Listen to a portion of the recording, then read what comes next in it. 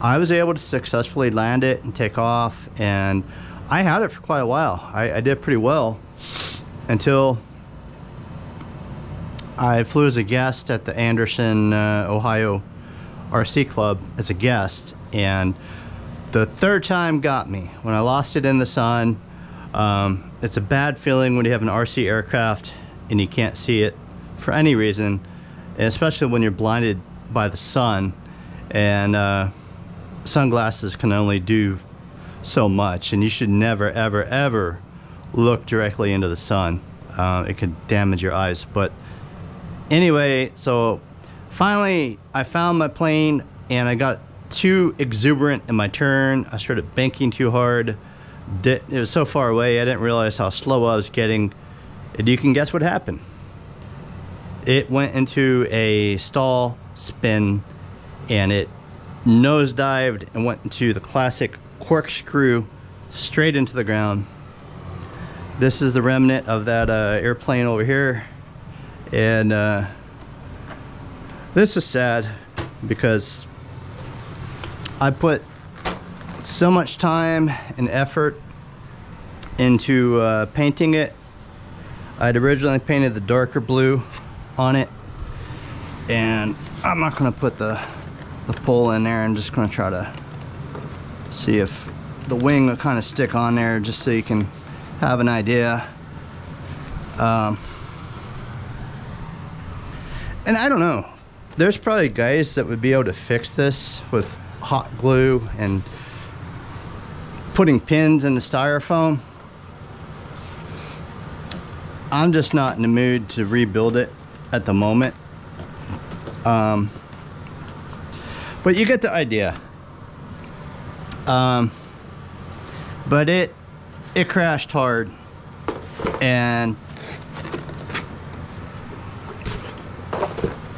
this whole top piece busted off there.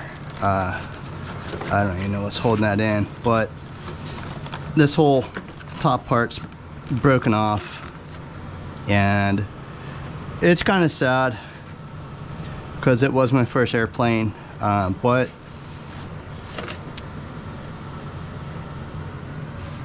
as anybody knows who's been in this hobby for any amount of time,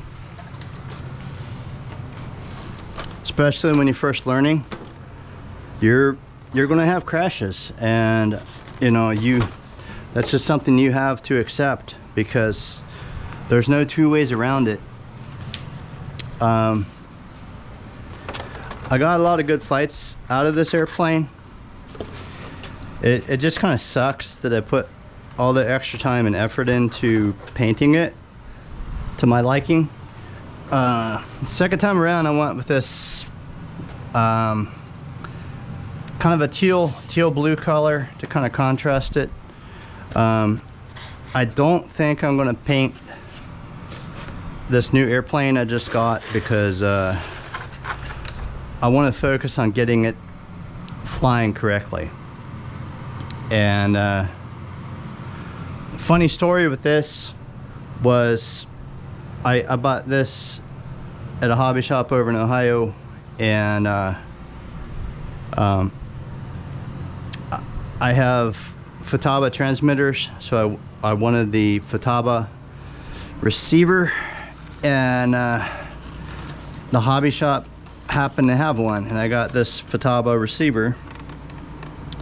And let's see, it's the R2008 SB, so S-Bus, and it worked really well.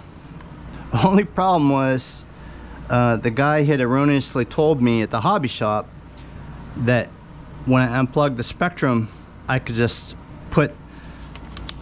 plug everything in exactly the same. You know, unfortunately, he was wrong about that, because the channel for throttle on the Futaba is channel 3, and channel for aileron is channel 1. And I made a really big rookie mistake. I had the prop on the airplane sitting in my basement floor down here, and you can guess what happened. As soon as I plugged the battery in, and these type of connectors are tough to unplug. The prop went to, like, you know, the engine went to half, the motor went to half throttle, and luckily I had the wheels chalked and the plane didn't go careening across the room and crash into a concrete wall in my basement down here. And it took me